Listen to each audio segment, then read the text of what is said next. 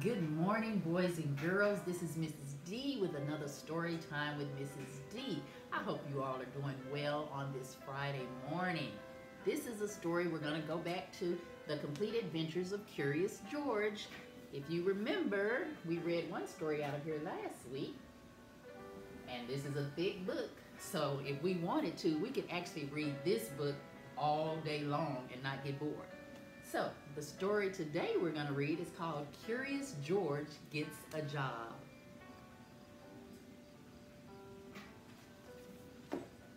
Let's begin.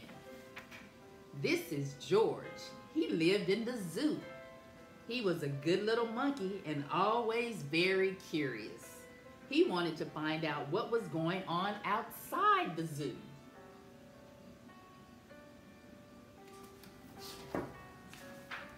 One day, when the keeper was not paying attention, George got hold of the key for the cage. When the keeper discovered what had happened, it was too late. George was gone.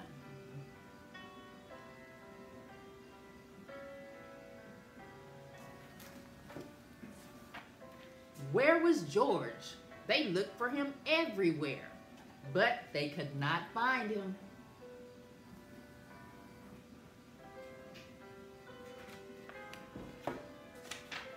George was hiding in the hay of his friend the elephant. Finally, the keepers gave up looking for him. George found a nice cozy spot to sleep under the elephant's right ear. And the next morning, before the zoo opened, he got away safely.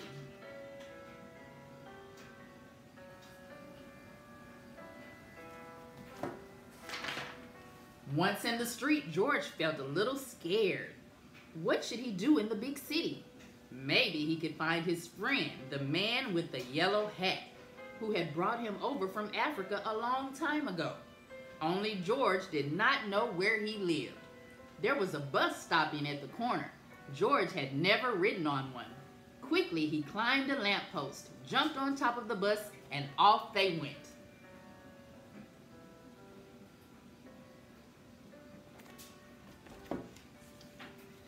Now they were right in the center of town.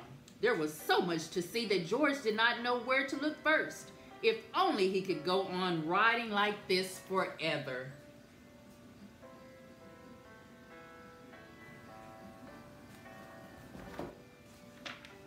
But after a while, George got tired and dizzy.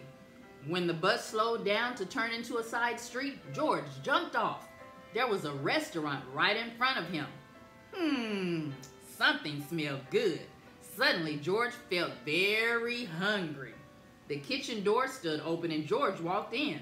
On the table was a big pot. Of course, George was curious. He had to find out what was in it.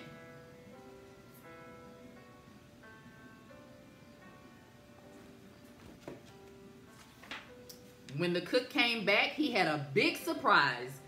Spaghetti was all over the place, and in the middle of it was a little monkey. George had been eating yards and yards and had wound himself all up in it. The cook was a kind man and did not scold much, but George had to clean up the kitchen and then do all the dishes. My, what a lot of dishes there were. The cook was watching George. "You are lucky to have 4 hands," he said. "You can do things twice as quickly."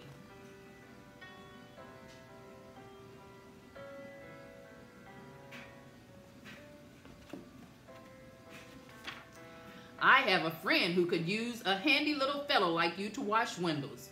If you would like to, I will take you over to him."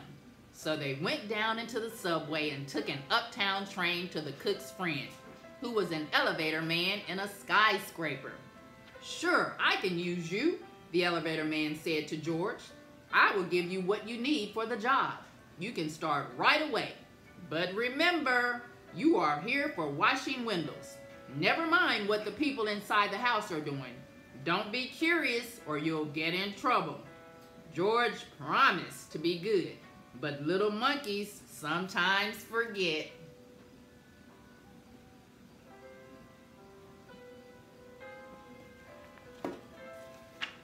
George was ready to start.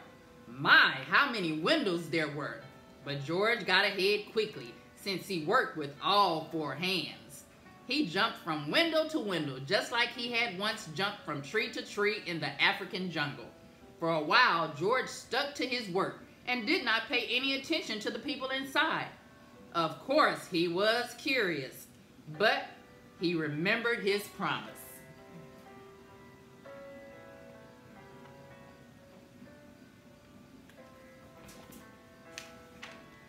In one room, a little boy was crying because he did not want to eat his spinach. George did not even look, but went right on with his work.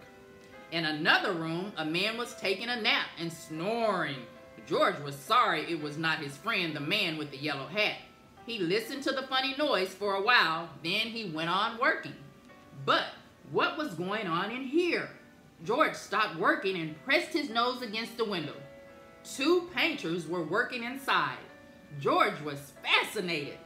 Painting looked like a lot more fun than washing windows.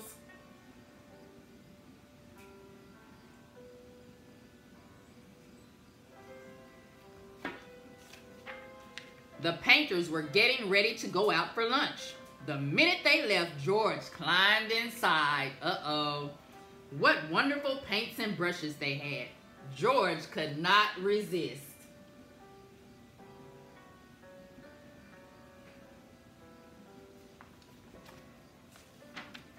An hour later, the painters came back.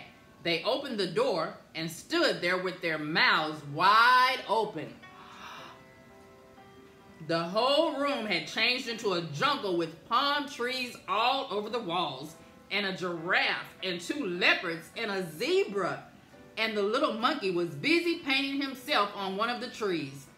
Then the painters knew what had happened.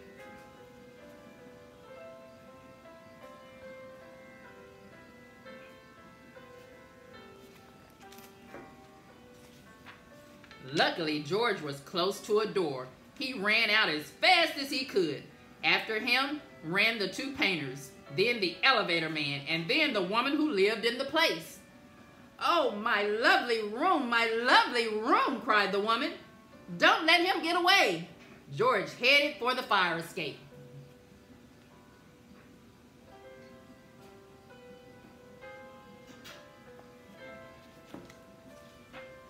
George reached the end of the fire escape. The others had not caught up with him yet. Here was his chance. They could not jump, but George could easily jump down the escape. In a moment, he would be safe. Poor little George. He had forgotten that the pavement was hard as stone, not like the soft grass of the jungle.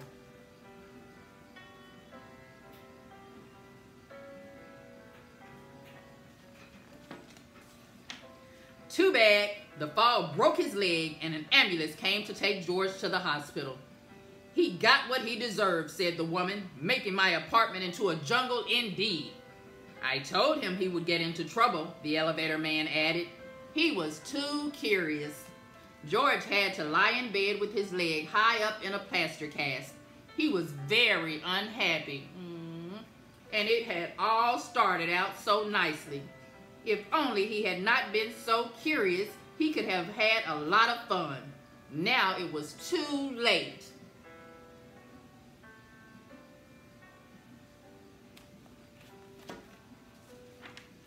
But next morning, George's friend, the man with the big yellow hat, was buying his newspaper. Suddenly, he got very excited. "This is George," he shouted when he saw the picture on the front page. Quickly, he read the whole story and then ran to a telephone booth to ring the hospital. "I am George's friend," he said to the nurse who answered the telephone. "Please take good care of him so that he will get better quickly. I want to take him to a movie studio and make a picture about his life in the jungle. Don't let him get into any more mischief until I can take him away."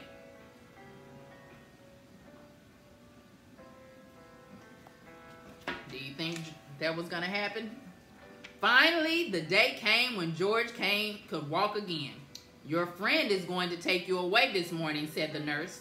"Just wait right here for him and don't touch anything." Yeah, right. As soon as George was alone, he looked around at all the strange hospital things. "I wonder what is in that big blue bottle," he thought. George was very curious. It smelled funny. Suddenly, his head began to turn. Ooh. Then he felt as if he were flying. Then rings and stars danced before his eyes. Then everything went dark. What happened to George?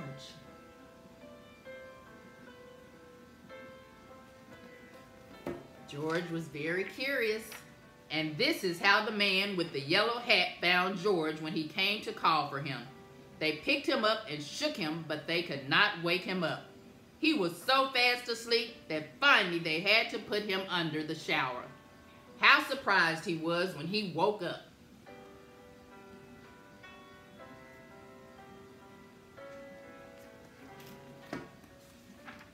George said goodbye to the nurse and the kind doctor.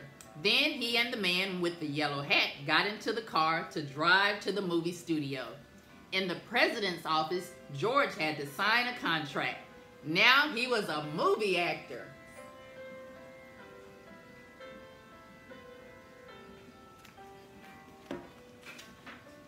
In the studio, George was kept so busy all the time, he forgot to be curious. Uh-oh. He liked the jungle they made for him and played happily there.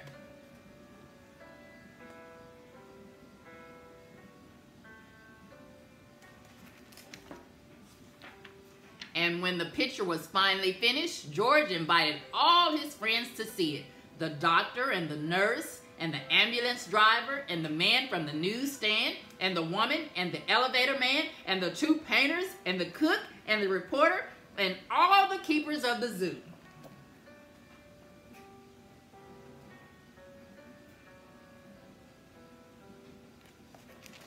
George invited everyone. Now the lights went out and the picture started. "This is George," the voice began. "He lived in a jungle. He was a good little monkey. He had only one fault. He was too curious." The end. So that's the end of that story, boys and girls. And I do hope that you have enjoyed this second story in the series of Curious George, which this one was called Curious George Takes a Job. And remember, this is out of the Curious George Adventures. I hope you've enjoyed this story once again, boys and girls. Until next time with Storytime with Mrs. D, remember, continue to share those smiles and read, read, read. Bye-bye now.